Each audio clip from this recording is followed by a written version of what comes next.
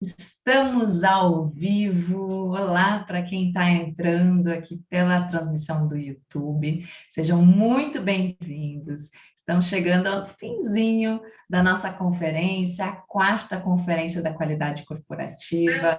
Então tivemos, ó, já estou me vendo aqui no YouTube, então está tudo certinho.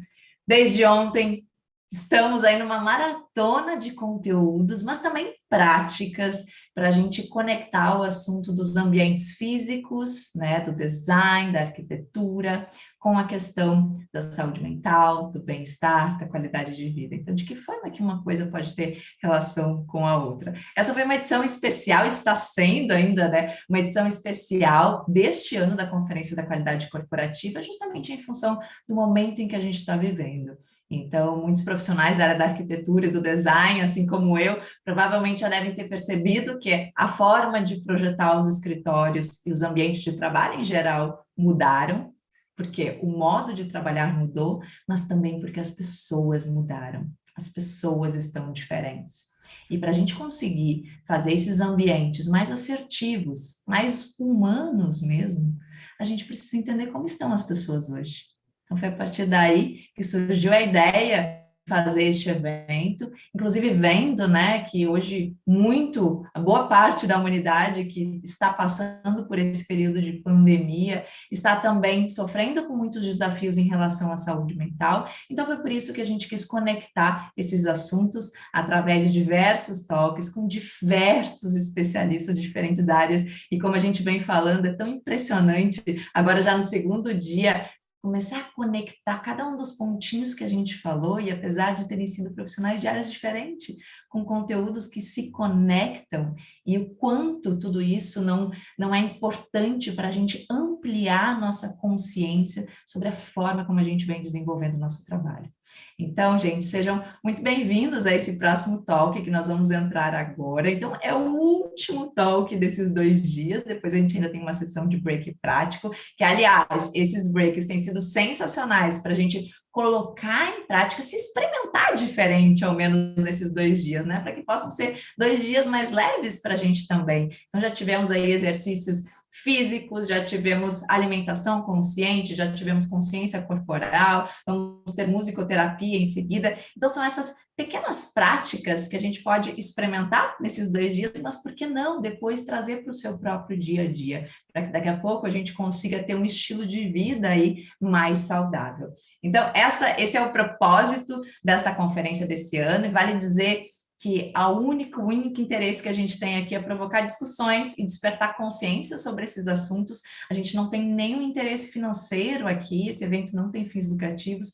Todo mundo que está aqui está de forma voluntária, e desde já eu agradeço a participação de tantos especialistas, assim como do próprio time da qualidade corporativa e também das curadoras que estão participando deste evento, e que depois, no final do dia de hoje, estaremos todas juntas, inclusive, fazendo um resumão de tudo que a gente viu nestes 2 dias. Então, eu quero convidar vocês para que estejam neste talk que está iniciando agora, mas também permaneçam conosco, então, até o final da noite de hoje. E para a gente começar este assunto, e para mim eu preciso dizer que eu estou muito feliz de poder ter grandes especialistas aqui conosco para falar sobre um tema que é um tema tão importante e que a gente tem visto muito ser falado sobre isso, que é a questão do burnout, né? Então, depois, quando a gente chega num extremo, e é importante a gente entender onde é esse limite, para que quando a gente começa a passar de uma linha saudável, isso passa a ter um prejuízo muito sério para a nossa saúde. Então, a ideia nesse talk é que a gente possa entender um pouquinho mais sobre isso, o que é o burnout, identificar se daqui a pouco isso é algo presente também com os nossos clientes ou com as pessoas para as quais a gente projeta, ou mesmo para a gente mesmo. Então, esse é um talk sensacional, e a partir de agora eu já queria convidar, então, as nossas especialistas aqui para abrirem as suas câmeras. Então, a gente tem a honra de ter conosco Isabela Camargo, Cíntia Alves, profissionais que eu admiro muito, e realmente fiquei muito feliz por terem topado estar aqui conosco nesse final de tarde. Então, Isabela, seja muito bem-vinda, Cíntia, seja muito bem-vinda, estou realmente muito feliz com a presença de vocês. Obrigada, Priscila. Boa tarde a todos que estão nos acompanhando. Cíntia, querida, que bom estar com você mais uma vez. Boa tarde, obrigada pelo convite, Priscila, e também adorei, Isa, te reencontrar aqui para um papo sobre burnout, sobre saúde, sobre o que é que a gente pode fazer para contribuir com os ambientes e com as pessoas e com quem está realmente preocupado, né, em fazer a diferença na vida de todo mundo. Excelente. Gente, a ideia mesmo, esses papos são onde a gente envolve diferentes profissionais, diferentes áreas, justamente para a gente conseguir ampliar aí a nossa consciência, né? Então, a Isabela depois fica à vontade também, Isabela, para falar um pouquinho da tua trajetória, da tua relação com esse assunto, né? Mas muitos também te conhecem da área do jornalismo, também como palestrante, autora, inclusive, deste livro, gente, que a gente já super recomenda. Eu estava brincando antes que eu realmente marco os meus livros, né? Adoro. Mas porque realmente tem muito conteúdo, e a Cíntia também, psicóloga aí, também muita relação com a parte de saúde mental, de neurociência, de biomimética também, né, Cíntia? Então eu queria que inicialmente, só se cada uma de vocês pudesse contar um pouquinho a relação de vocês com esse assunto, só para a gente começar esse papo aí para o pessoal. Então, se quiserem, por favor, fiquem à vontade. Cíntia, quer começar? Faça favor. Bom, então eu trabalho com jornalismo há mais de 20 anos, Priscila, e em 2018 eu vivi uma experiência com a síndrome de burnout. Então, em um determinado momento, eu estava ao vivo e tive um apagão. Tá? Resumindo minha história em 30 segundos. Então, eu começo no rádio no início do século passado, passo pelas principais emissoras de rádio e TV, e conforme eu fui me apaixonando cada vez mais pela missão da profissão que eu escolhi, com o jornalismo, eu fui me dedicando cada vez mais e acreditando numa ilusão que muitos de nós acreditamos, que você não vai sofrer nenhuma consequência ao se negligenciar. O que isso significa? O famoso vestir a camisa da empresa. Você pode vestir a camisa da empresa, desde que você também vista o seu pijama. Você vista uma roupa para fazer atividade física, a roupa para o lazer. E muitas vezes a gente entende que situações como essa são desnecessárias para a manutenção daquilo que você está fazendo. Então, eu vivi um modelo de vida insustentável e hoje, então, como jornalista, continuo trabalhando bastante, inclusive, mas falando de produtividade sustentável. Então, eu vivi o insustentável para poder falar do que é sustentável. Essa experiência que eu tive, ela foi muito difícil, muito difícil. Foram 3 anos de muita terapia, de muitos recursos externos e mudanças internas para hoje poder falar, né, com vocês sobre isso, porque o burnout, Priscila, é um freio, não é o fim. Mas esse freio, ele chega de uma maneira muito violenta, porque você tem que deixar de fazer justamente aquilo que você gosta bastante. Então, em linhas gerais, falei aqui rapidamente como eu cheguei no burnout, né, a passagem por ele e agora o que eu estou fazendo. Então, falar sobre burnout, para mim, hoje é falar sobre prevenção, porque a gente pode prevenir. E burnout é um dos problemas relacionados à saúde mental, que são consequência dos novos tempos que a gente está vivendo. Então, temos muito para falar, muito para atualizar, né, especialmente a nossa identidade em relação a tudo que está ao nosso redor, que mudou bastante. Então, a gente também precisa mudar muitas formas de pensar e encarar a vida, senão vai dar ruim. Perfeito, Isabela. Eu acho que você falou um ponto fundamental, né? Falar em prevenção. Não Sim. deixar chegar, porque, querendo ou não, talvez às vezes culturalmente mesmo, parece que a gente tem que chegar no extremo para se dar conta de algumas coisas, né? Mas peraí, será que realmente precisa ser assim? Hoje a minha praia é essa, é falar sobre a prevenção, mostrar o quanto o nosso corpo vai nos avisando, né, vai mandando mensagens, que as dores são mensageiras e a gente negligencia. Então, essa ausência de si mesmo, para mim, o burnout, a ausência de si mesmo tem um custo. E não é só na saúde, é também nos relacionamentos. Então, tudo isso nós vamos poder falar hoje, tá? Perfeito, que bom te ter aqui. Cíntia também já está envolvida neste meio, né, Cíntia? O que tu tem visto destes assuntos? Bem, eu trabalho com psicologia há 20 anos. O início da minha carreira foi em hospitais, na verdade, início não, grande parte dela. Desses 20, 15 foi trabalhando na área hospitalar, primeiro em atendimento a pacientes que eram acometidos de doenças cardíacas, em pronto-socorro, UTI, E depois, no entendimento de que o paciente tem alta, os acompanhantes voltam para casa, mas que o profissional de saúde não, e que isso os adoecia. Então, meu primeiro contato com o burnout foi sofrendo um burnout em 2005. Eu era bastante jovem, já sou da turma 200, que é alguma coisa, então vocês imaginem, em 2005 eu era recém-formada praticamente, eu já tinha feito uma primeira especialização em psicologia hospitalar, e atuando ali nas UTIs, eu comecei a perceber que eu não tinha vontade de ir para casa, que eu tinha vontade de ajudar as pessoas, que eu me sentia culpada de deixar uma família ou um colega ali esperando por um atendimento psicológico, por um acolhimento. Então eu voltava para o trabalho já preocupada com o que me esperava e muito ansiosa, estudando demais para dar conta da responsabilidade que eu tinha, que era muito maior do que aquela que talvez eu estivesse de fato preparada naquele momento.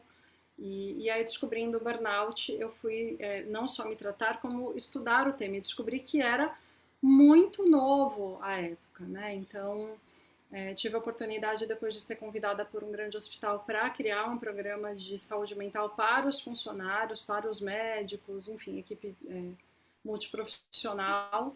E então pude perceber o quanto isso acometeria não só os profissionais de saúde, mas a todas as pessoas que se identificassem com o trabalho, como bem disse a Isa, né, a ausência de si mesmo, de forma a se esquecer de outros aspectos importantes da personalidade, da vida, da existência. E aí de lá para cá eu venho então estudando como é que a gente fortalece a autoconfiança das pessoas para que elas não se misturem ao que quer que seja, que elas possam se envolver, entrar em flow, mas se lembrar de que elas são uma pessoa que entrega o seu trabalho, que entrega aquilo que elas têm a oferecer ao mundo, mas elas não são o seu trabalho, elas não são a sua entrega. E eu venho percebendo que essa é uma questão hoje muito atual, especialmente depois da pandemia. As empresas felizmente entenderam que, para além de um bom plano de benefícios, de seleção e atratividade, é preciso cuidar da saúde. Não há como as empresas treinarem seus talentos se as pessoas estão adoecidas. E poder participar, então, desse processo, né, de desmistificar a saúde mental, que ainda é tabu, felizmente hoje muito menos, né, tirar esse estigma social que a saúde mental carrega, né, e trazer um pouco mais de leveza, de informação, de contato com temas que podem realmente ser relevantes para as pessoas, é fruto do que eu estou estudando hoje. Então, eu fiz 7 especializações ao longo desses 20 anos, sei lá, talvez uns 20 cursos de extensão pelo menos, publiquei alguns capítulos de livro, tive inserção na área acadêmica, tive grandes professores, né, muitas pessoas ao longo dessa jornada me ensinando que a gente tem muito a aprender com o ser humano e que poder escutar de verdade as necessidades de cada um e aí se atualizar, que eu acho que é um pouco das empresas hoje, né, precisando entender para quem se projeta esses ambientes, que necessidades surgiram, foram destacadas com a pandemia. Então, são esses os desafios que eu tenho hoje. Perfeito.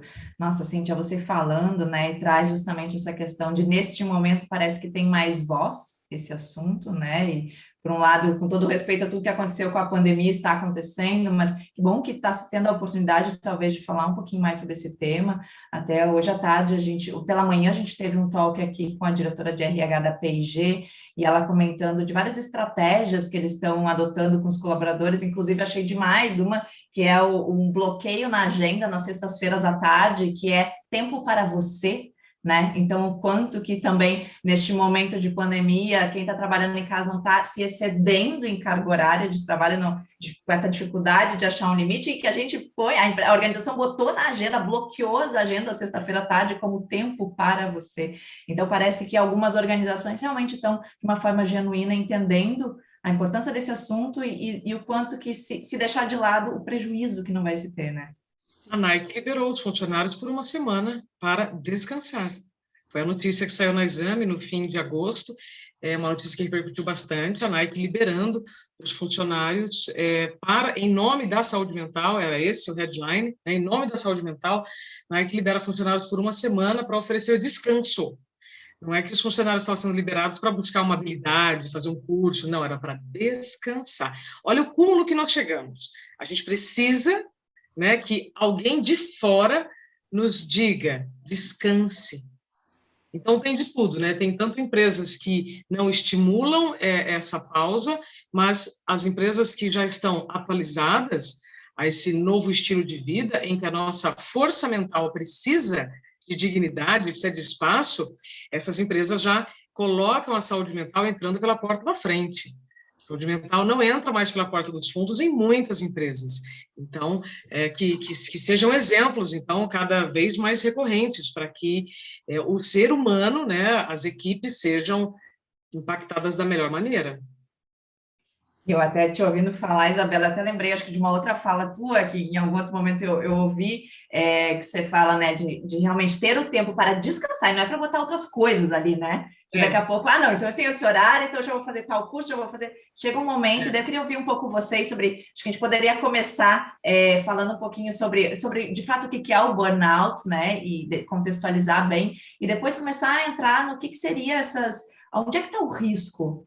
É realmente eu me acumular de coisa, ou o que é o risco que a gente tem que começar a tomar cuidado? Então, não sei se, primeiramente, a gente poderia só conceituar bem o que é o burnout, Isabela, e também que eu vi no seu livro, né, que você pega a associação da mala, vai botando coisa dentro da mala, até que chega uma hora que esse zíper rompe. Exato. É isso? Eu vou falar rapidinho, Cíntia, o burnout, pelo meu ponto de vista, eu passo para você, pode ser? Claro, por favor. Esse exemplo que a Priscila deu da mala é um exemplo que eu trago no meu livro, em que eu mostro que nós vamos fazendo conosco o que muitas vezes nós fazemos quando a gente está preparando uma mala para viajar, tá, gente? Assim, você vai colocando coisas, vai colocando, você está vendo que o zíper pode estourar, mas aí você fala, não vai acontecer nada, não vai acontecer nada, não vai acontecer nada, daqui a uma hora o zíper estoura. É um exemplo muito simples. E isso é o que muitos de nós estamos fazendo, é o famoso copo que vai enchendo. O copo vai enchendo, ou seja, você vai se deixando para depois, vai descansar no fim de semana, nas férias você descansa, e muitas vezes as férias não chegam, o fim de semana também não. Então, o burnout, pela definição clássica, é o esgotamento físico e mental ocasionado pelo excesso de estresse e trabalho por longos períodos. Essa é a definição que muitas pessoas vão encontrar no Google. A minha definição é ausência de si mesmo. É quando a gente se negligencia e começa a se negligenciar pelo mais essencial, que são as horas de sono, pela alimentação, pelo lazer, pelos relacionamentos em família.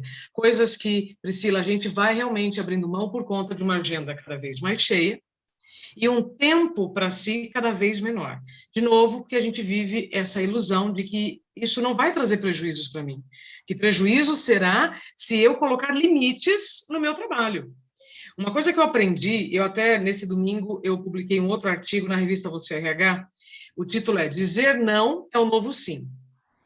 Eu tenho recebido vários comentários de pessoas realmente falando da dificuldade que tem de dizer não. Sim, nós temos essa dificuldade, a Cíntia depois pode até falar melhor sobre isso, mas de uma maneira muito simples, nós temos muito medo de fazer perguntas, muito medo de perguntar prazo, né? Porque nós precisamos ser aceitos, temos essa necessidade do pertencimento. Aí você diz sim e depois tem um problemão, né, para resolver.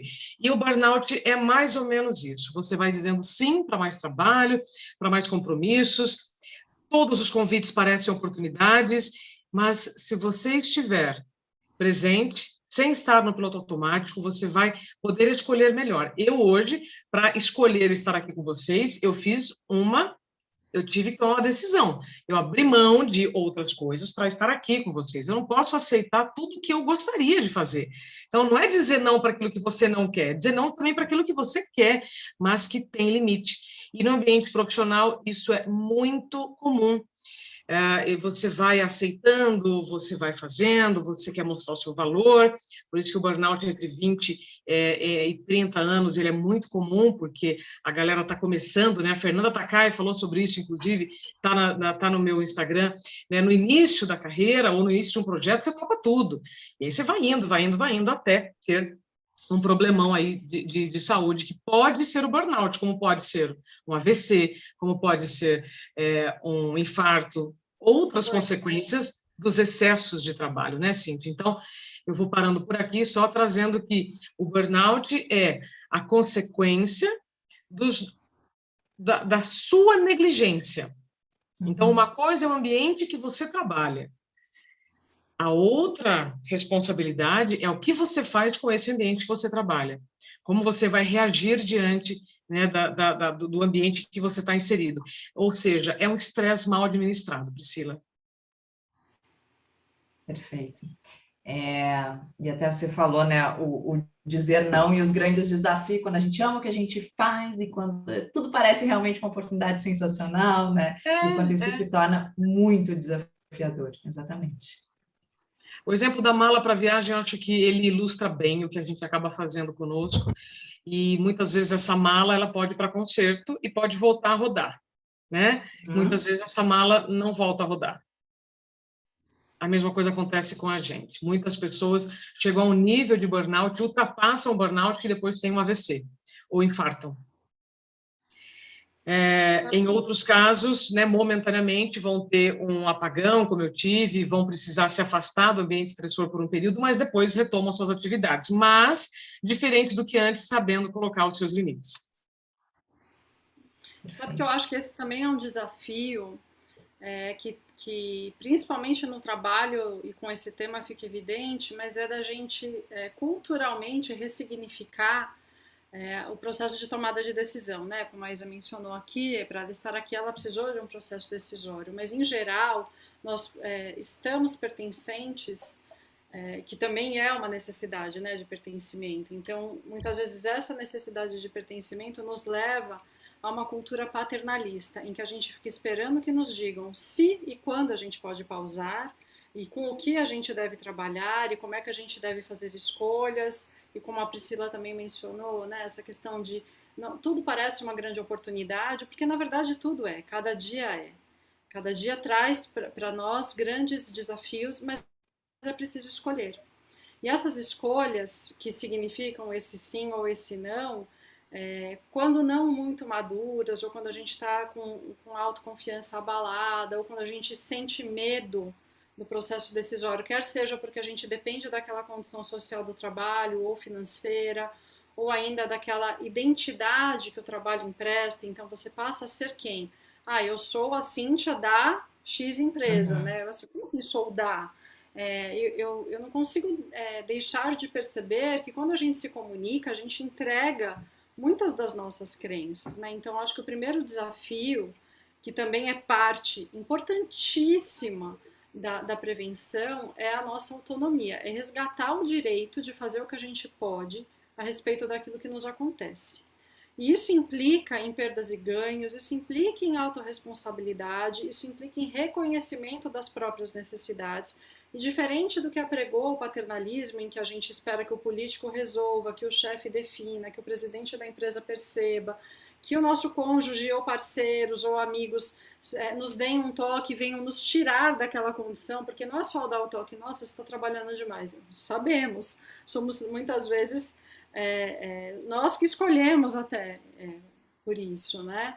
Quer seja porque a gente quer se ressignificar, encontra valor pessoal, enfim, a gente pode falar disso num outro momento, mas olhar para a questão da autonomia, né, e da autorresponsabilidade como o exercício do livre-arbítrio é algo que passa por nós e que nos tira do paternalismo que infantiliza todo mundo, porque a criança depende do adulto, ela depende de alguém que, identificando a necessidade dela, a socorra, a tire daquela condição ou supra aquilo que ela precisa. E no paternalismo, e principalmente na infância, as relações de admiração, respeito e mesmo amor passam pelo vínculo de dependência. Quando adultos, a gente não precisa que ninguém venha nos dizer que não estamos bem, muito embora isso às vezes seja parte importante do processo.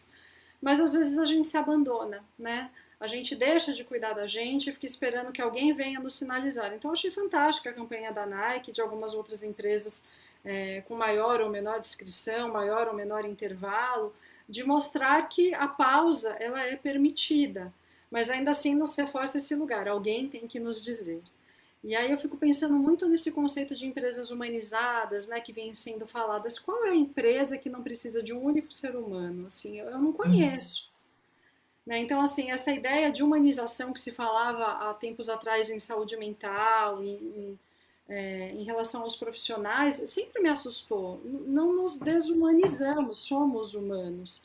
Mas acontece que essa ideia de propósito, de performance, quando não elevados, quando não maduros, né, nos confundem e nos fazem confundir o nosso valor pessoal com o valor que atribuem a quem a gente é com o nosso trabalho. A gente vê recentemente o Thiago Leifert, por exemplo, né, pediu para se desligar da Globo. Isso foi um assunto assim que chamou a atenção de muita gente. Como uma empresa que traz tantos benefícios ou traz uma série de coisas pode ser deixada para trás? A jornalista Mariana Ferrão fez isso recentemente. Quer dizer, o que acontece, né, nesses movimentos? Essas pessoas estão dizendo que não são aqueles os valores que os guiam.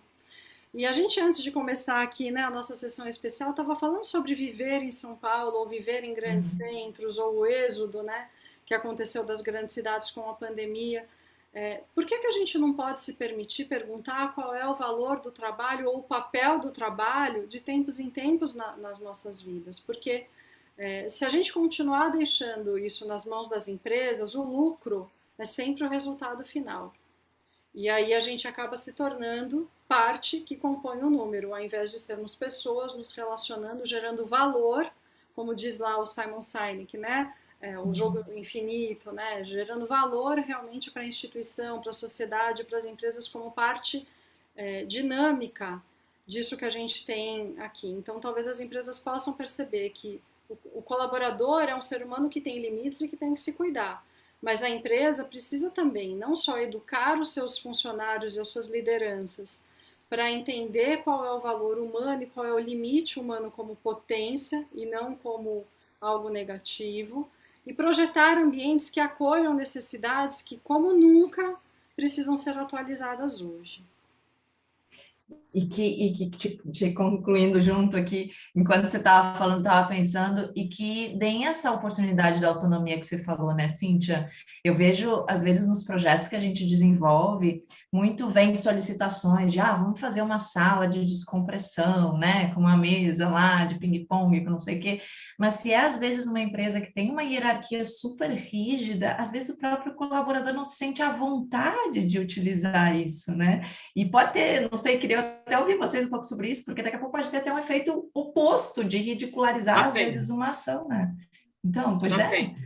Eu tenho muito medo das empresas que têm mesa de ping-pong, sabe? É, acho que muitos que vão me Conte, ouvir Zorão. aqui, porque é o seguinte, Priscila, eu tenho tido a oportunidade de cada semana conversar com um tipo de empresa. O que eu percebo? Tem empresas que estão oferecendo vários recursos para os funcionários, mas vários, e os funcionários não usam. Por quê? Uhum. Porque ou não foi comunicado corretamente, ou a liderança não está usando, porque ainda existe um medo. Nossa, mas o que vão pensar se eu Uhum. entrar lá na salinha de descompressão e ficar 15 minutos depois do almoço para tirar um cochilo? Nossa, então nós vamos ter que colocar na porta, assim, ó, dizendo, olha, 15 minutos de sono vão significar recuperação do seu cérebro, assim por diante. Então, está faltando comunicar melhor. Então, você tem duas situações: empresas que oferecem, mas que não estão comunicando direito e os funcionários não usam, e empresas que não oferecem nada. O que é melhor, o que é pior? Vai depender da atitude de cada um. Então, não adianta ter sofá colorido, mesa de ping-pong, se você também tiver inflexibilidade em outros caminhos. Né? Ao mesmo tempo, eu trago aqui um ponto que eu tenho percebido bastante. Departamento de Recursos Humanos não é clínica. A empresa também não é responsável por todos os problemas que te acontecem, porque vira e mexe, né? Mas a empresa também tem que falar sobre educação financeira, a empresa também tem que falar... Gente, a empresa é a empresa. Então, até que ponto nós estamos alfabetizados emocionalmente para lidarmos com as nossas emoções, para saber realmente o que é seu, o que é da empresa, entende? O que eu posso dizer é que ambientes que seguem a biofilia, falei sobre isso com a Priscila agora há pouco, me deixam muito felizes. Eu, inclusive, comento, Priscila, em todas as minhas apresentações, mais janelas, menos telas. Na prática, né, fazendo aqui já um comportamento bem útil para todos nós, mas então como é que nós vamos fazer daqui por diante para prevenir o burnout ou outro problema ocupacional relacionado ao excesso de trabalho? Que a gente não está falando de problemas na coluna, a gente não fala mais de problemas ortopédicos, porque eles já foram falados, né, por muito tempo. Agora nós estamos falando das questões de saúde mental. Gente, é ir no banheiro sem telefone, tá? É no intervalo, tomar um café, menos tela, mais janela, porque não importa onde você trabalha ou more, né, e seja trabalhando onde você mora, vai ter uma janelinha. E se você não tiver uma árvore por perto, vai ter um pedacinho de céu para você lembrar da sua essência, para lembrar que tudo aquilo que você está vivendo, né, você precisa se recuperar. E essa recuperação, ela não vem com anestésicos, estimulantes, café. Não, ela vem quando você quieta, quando você toma consciência das consequências das suas ações. Percebe-se? Então, não adianta você colocar mesa de ping-pong e não flexibilizar outras áreas. Tá? Só para responder a questão aí da mesa de ping-pong. Também não adianta oferecer mindfulness, nutricionista e ginástica laboral, uma série de coisas, né? Uma série de itens que, sim, podem ser muito bons, e as pessoas não serem estimuladas a usar. Eu mesmo trabalhava em um ambiente que tinha ginástica laboral, algumas pessoas riam. Ah, lá vem aquela turma da ginástica laboral. Então, falta o quê? Falta consciência dessas pessoas entenderem que aquela pausa é necessária para evitar problemas. Né? Mas, e esse olhar de quem está oferecendo esse serviço de dizer, olha, pode fazer, tá? Você não vai ser punido se você utilizar. E eu acho, engatando aqui com o que a Isa está trazendo, que esse é um bom exemplo do quão paternalistas nós somos mesmo como sociedade. A gente está responsabilizando a empresa pelo nosso autocuidado. Tem coisas que Exato. ninguém pode fazer por nós. Nós temos que fazer por nós o que a gente fica esperando muitas vezes que o outro faça. Eu acho que esse é um ponto importante para a gente fixar. E assim como a Isa está falando sobre a questão da mesa do ping-pong, né, me ocorreu assim, o quanto muitas vezes a empresa entende que essa é uma ação que estimula, né, a descompressão, mas ao mesmo tempo a comunicação das lideranças é super agressiva, não tem um treinamento, sei lá, de comunicação não violenta. Então a incoerência, por exemplo, né? Então a incoerência das ações faz com que as pessoas não se sintam confortáveis a utilizarem o mindfulness, a sala de beleza ou qualquer outra coisa. E aí eu fico pensando que antes de oferecer a descompressão no próprio ambiente, é preciso entender quais necessidades as pessoas têm. Porque quando a Isa fala mais janela e menos tela, meu coração sorri, né?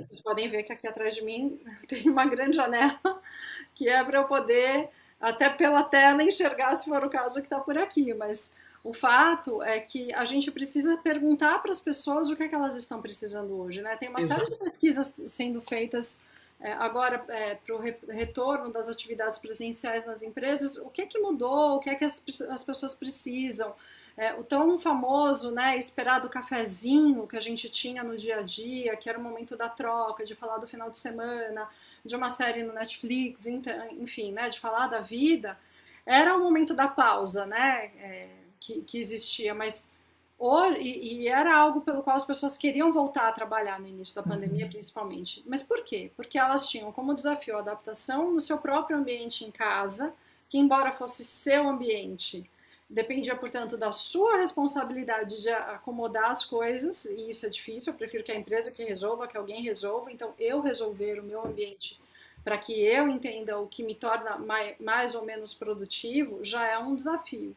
Mas o fato é que, passada a fase de adaptação às pessoas, enfim, a convivência com família e uma série de coisas, os benefícios que vêm depois, né, de ultrapassar um obstáculo, faz com que as pessoas deem mais valor, por exemplo, para conviver com o seu bichinho de estimação, ou para as pessoas que têm filhos, de poder estar ali com os filhos. Isso para eles tem muito mais valor do que uma boa cafeteria no ambiente. Ou então de criar um espaço para os filhos, ou para os pets, ou para ambos, né? Para que, de alguma maneira, nas atividades em que a presença física seja realmente importante, já que muitas pessoas, eu tenho visto nas pesquisas que estão expostas, dependendo do cargo, né? Quando tem a condição da escolha, a se demitirem ou aceitarem a condição temporariamente até conseguirem um trabalho de home office, seria importante. Então, olhar para as necessidades e ser coerente com o discurso, criando uma ponte entre o que se faz e o que se fala, gera esse sentimento de confiança das pessoas na instituição. E aí não se trata de responsabilizar a instituição ou não, mas de usar um recurso que eu reconheço como sendo valioso e que vai sim me tornar mais produtivo. Perfeito, Cíntia. Eu até queria dar ali as boas-vindas para quem está no YouTube. Eu estou vendo vários comentários, pessoal se identificando. Gente, vocês podem colocar aqui também qualquer pergunta que eu trago para a discussão. E até é muito curioso, o nosso público aqui é muito feminino, né? Boa parte na qualidade corporativa. E eu andei lendo algumas coisas. É verdade que as mulheres, se a gente for ver em números de burnout, eu sei que também é difícil, às vezes, a identificação exata do burnout, mas a presença maior é em mulheres? O que vocês têm? Sim. Diante Sim. de... Sim, e já você viu que você nem terminou de falar, eu já estava assim, né? Sim, eu tenho entrevistado cada vez mais pessoas que vão sempre confirmando essa informação. As razões são muito conhecidas, porque nós assumimos, sim, muitas responsabilidades, e agora, Priscila e Cíntia, segurem que eu vou falar uma coisa que não está em livro nenhum e que vai mexer com as estruturas. De forma muito prática, o burnout, ele não chega de um dia para o outro, tá? Você vai acumulando dores, vai acumulando sintomas, né? Como você quiser dizer, e vai tratando tudo aquilo como normal. Então, dor de cabeça frequente é normal, queda de cabelo é normal, mancha na pele é normal, problema menstrual é normal, bruxismo é normal, e você vai lidando com o anormal como se fosse normal. Assim como a gente normaliza a sobrecarga, normaliza o estresse e tudo mais. Aí, beleza. Como no meu caso, né? Foram 2 anos acumulando muitos problemas de saúde. Mas tem uma coisa, Priscila, que acontece com as mulheres e que todos os dias eu recebo depoimentos. Cuidado quando vocês pularem a lavagem do cabelo. Como assim? Mulheres que estão perto do burnout lavam menos o cabelo. Você começa a usar mais rabo de cavalo. Então, reparem se vocês estão usando muito rabo de cavalo ou se a pessoa do seu lado está usando rabo de cavalo, o que isso significa? A mulher está tão esgotada que ela não tem energia para lavar o cabelo. E ela está com tão pouco tempo para se cuidar, ou tão pouco tempo para ela, que isso acaba sendo deixado para lá. Então, quando eu falo que o burnout é ausência de si mesmo, está aqui um exemplo muito simples e prático, Priscila. Quem está deixando de lavar o cabelo, está deixando de viver. Simples assim. Essa informação não está em livro nenhum, mas todo dia eu recebo confirmações de mulheres que se identificam muito com isso e que percebem que em algumas fases, né, da semana, do mês, etc., acabam se negligenciando mais.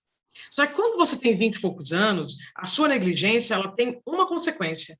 E depois de uma certa idade, a negligência tem outra consequência. Então, muito cuidado com isso. As mulheres, sim, têm mais, são mais diagnosticadas com burnout do que os homens.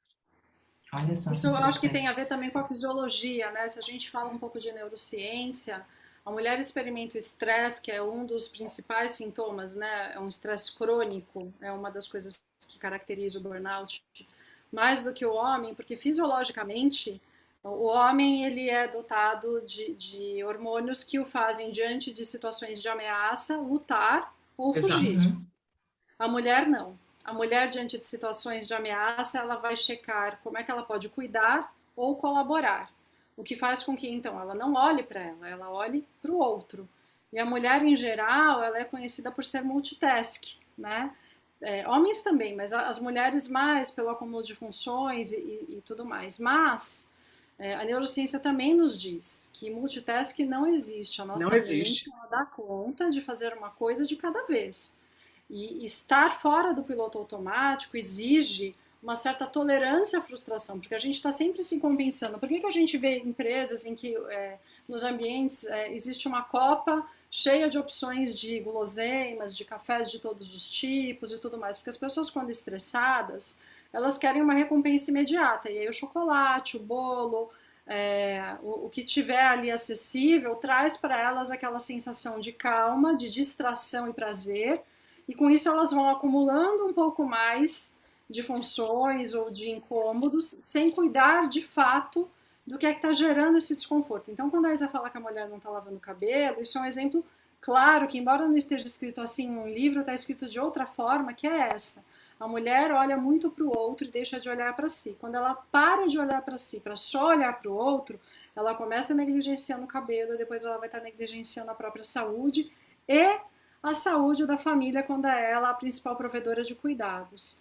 Então, eu acho que essa questão do piloto automático e até talvez dos ambientes que possam ser projetados considerando que as pessoas precisam não só de pausa, mas de pouso, daquele momento em que elas possam ter um acolhimento, um período de silenciarem, de refletirem, de, quem sabe, interagirem com árvores ou plantas, ou enfim, qualquer coisa desse tipo, é muito importante, porque sair do piloto automático significa não viver o momento de fato, fazer muitas coisas, mas não fazer nada, terminar o dia com a sensação de que fez muita coisa, mas que não terminou nada muito bem feito, e sem se lembrar, porque não registrou, já que a memória é afetiva.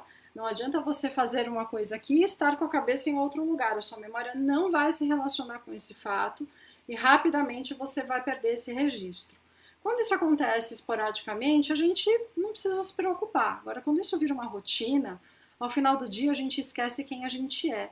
E nós somos o resultado das nossas experiências. Então, se o único registro que fica para mim é de uma experiência em que eu estou muito cansada, sobrecarregada, desvalorizada, e que tem pilares, né, que são responsabilidade também da empresa para prevenir o burnout, né, como, por exemplo, a sobrecarga de trabalho, que é o principal, a quantidade de trabalho, as pessoas assumirem responsabilidades para as quais elas não estão aptas. Então, agora, principalmente, a gente vê pessoas assumindo a função de 2, 3, 4 pessoas, né, assim, é óbvio que essa conta não vai fechar. Funções que desafiam os valores, a integridade física, a ética, a falta de responsabilidade, de reconhecimento, perdão, e de autonomia, e principalmente o sentimento de injustiça, né? Então, esses 6 fatores fazem com que a pessoa que já está predisposta ao burnout, porque depende muito do valor que ela recebe, né? Do reconhecimento, não é nem o reconhecimento financeiro, não, o reconhecimento profissional das entregas. Moral. Não acontece, moral, exato, quando não acontece, elas vão ter maior predisposição para o burnout, e elas começam primeiro duvidando da própria capacidade. Sou eu que sou inadequada, sou eu que não tenho valor, talvez eu tenha que estudar mais, talvez eu tenha que trabalhar mais, e cada vez mais elas vão em movimentos que a distanciam da vida pessoal, em que ela tem outra identidade, em que ela tem outras pessoas. Então, a prevenção, ela passa por ambientes nas empresas que possam projetar esses valores na prática, né? Então, quando a gente fala da biofilia, por exemplo, a natureza, a gente está acostumada a pensar que é aquela árvore que está ali fora, né? Nós somos a natureza, né? Nós, seres humanos, somos a natureza. Ela se manifesta em nós, né? Nós estamos envelhecendo, o tempo está passando para nós, estamos sofrendo as alterações disso, né? No bom sentido, inclusive. Estamos nos descobrindo diferentes, e ambientes, por exemplo, que privilegiam o estímulo à criatividade. Gente, isso é maravilhoso para alguém que está fazendo prevenção ao burnout ou está fazendo reabilitação, né, pós-burnout, que é o principal foco da nossa conversa aqui. Por quê? Porque a mente se estressa toda vez que ela não encontra uma resposta. E graças a Deus a gente não tem muitas das respostas, porque é isso que nos permite inovar, criar caminhos. Mas para a gente ser criativo, a gente precisa lidar com a autocobrança de um jeito mais leve. Eu não posso me exigir saber tudo. Eu preciso entender que quando eu não sei resolver algo, portanto, eu estou estressado porque as coisas não saíram como eu gostaria, eu estou buscando uma resposta que eu não tenho internamente, mas que eu posso criar abertura. Então, jogos, experimentos, espaços, especialmente considerando, né, a biomimética e a biofilia, fazem com que a gente consiga resgatar a criatividade como um recurso Não que a gente tenha que sair estimulando para ter performance, eu acho isso um grande erro, mas para que a gente possa ter como recurso quando a gente se estressa porque a gente não tem o que entregar naquele momento. Então, que bom que a gente precisa não ter respostas para criar coisas novas. Mas se a gente ficar se julgando e se punindo pelas experiências, daí a gente vai cada vez mais adoecer e não vai ter ambiente que dê conta disso. Então tem o trabalho interno, mas tem também sim o ambiente e a qualidade dos relacionamentos, das conexões. Eu vou palestrar em um evento agora, no dia 30, um curso pré-congresso do Colégio Brasileiro de Medicina do Estilo de Vida, falando justamente Legal. sobre as relações, né, sobre as conexões, o poder das conexões sociais.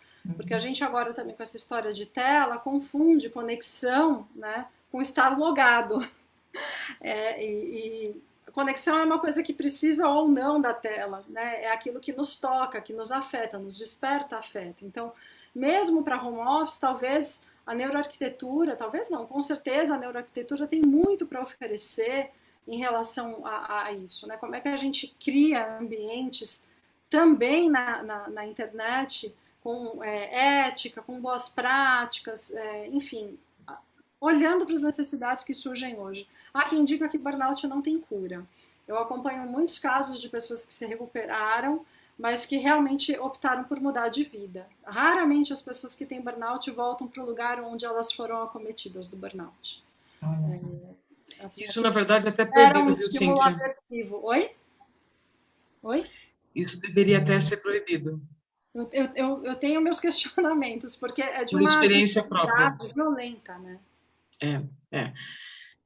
Mas não vai dar tempo da gente focar nisso. Gente, não, tão sensacional tudo que vocês estão falando, gente. Acho que uma mega aula, o pessoal está comentando muito aqui, concordando. Acho que muitas até das perguntas que surgiram aqui vocês acabaram já respondendo. Então, né, quais os sintomas mais comuns? Eu acho que muita gente talvez se identificou aí muito com as falas de vocês, para a gente se perceber. E, de repente, só para a gente fechar esse talk, assim, algo muito prático, meninas, que vocês poderiam falar para quem está nos ouvindo, algo assim, amanhã, uma coisa para fazer amanhã, para já começar a evitar, né, essa prevenção que a gente tanto está falando aqui. O que vocês poderiam, uma mensagem final aqui, algo prático para o pessoal?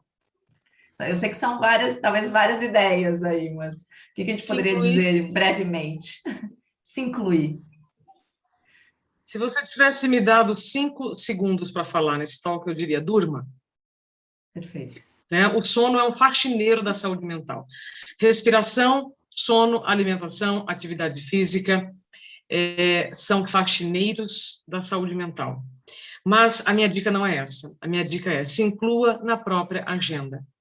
Para você se incluir na própria agenda, para você começar a praticar o autocuidado, que é aquilo que só você pode fazer por você, provavelmente você vai ter que excluir algo dela. E para excluir algo da agenda, você precisa atualizar a sua identidade. Todos os conceitos que eu estou falando, Priscila, estão dentro da produtividade sustentável, que se alguém depois quiser saber mais, me procurar pelas redes sociais, Isabela Camargo Real, tem site, tem bastante informação, que eu estou falando bastante sobre isso. Então, se incluir na própria agenda é o maior ato de amor próprio que você pode ter por você, e não negligenciar os sintomas do seu corpo, porque os sintomas eles podem ser muito diversos, né? De novo, o burnout não chega de um dia para o outro, esse esgotamento profissional não chega de um dia para o outro, e ele pode tentar te chamar a atenção de várias maneiras. Estamos falando o quê? Com arquitetos, com pessoas que lidam com muitos prazos e pressões. E assim continuaremos. Então, continuaremos lidando com estresse, com pressão. Esse é o nosso cenário.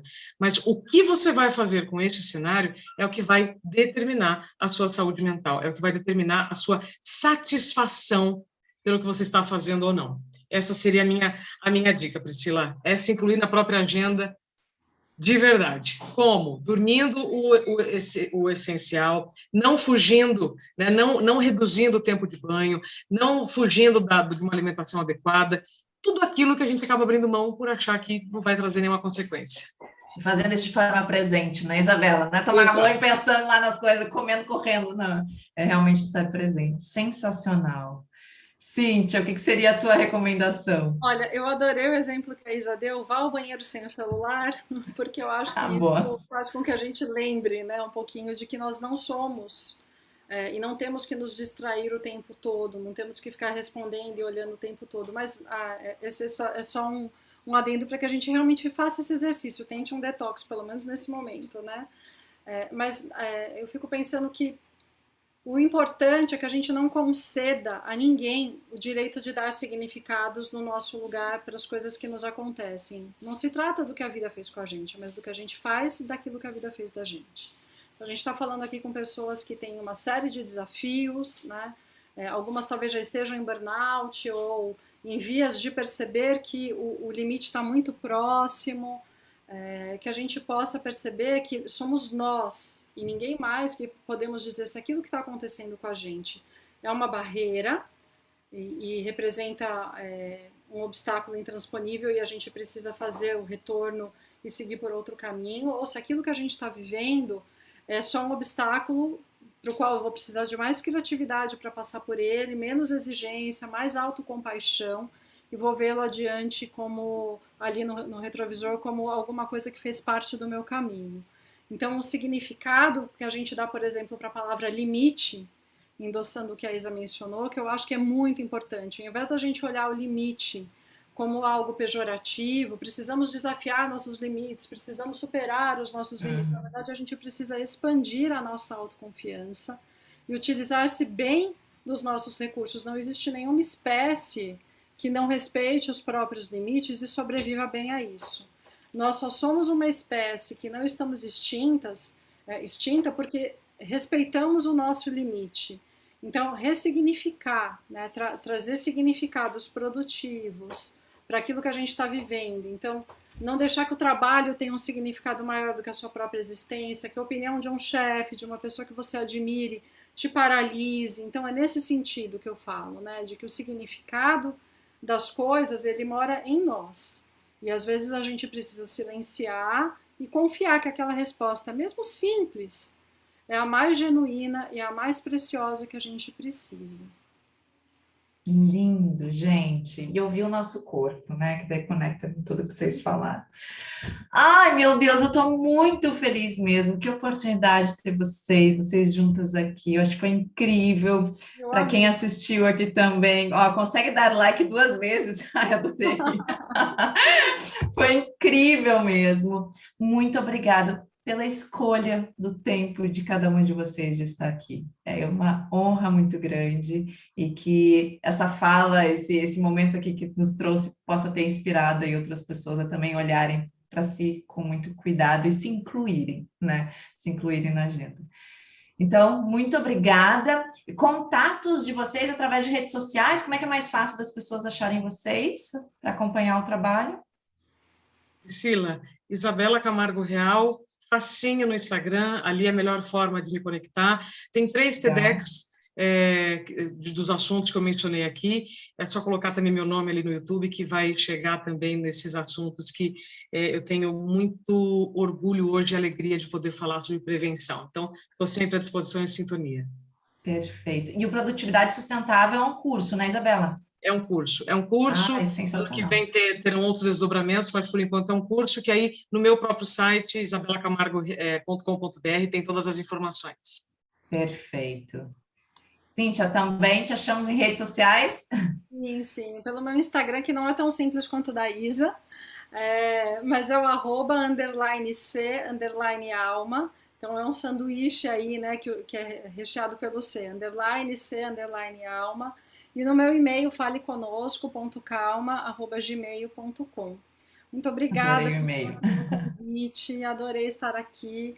Que você continue fazendo esse trabalho incrível de levar consciência para as pessoas, é aquilo que a gente mais pode oferecer um espaço, né, de acolhimento e reflexão para esses temas. Amei te ver e te ouvir de novo, Isa, que a gente possa se reencontrar, nós três, e, enfim, em outros momentos. Em outros momentos, em ambientes maravilhosos. Exato.